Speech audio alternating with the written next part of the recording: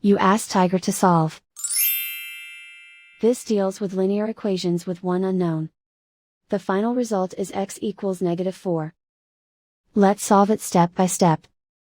Group all constants on the right side of the equation. Add 1200 to both sides. Simplify the arithmetic.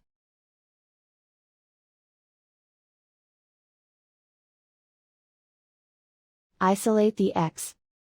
Divide both sides by -300. Cancel out the negatives. Simplify the fraction.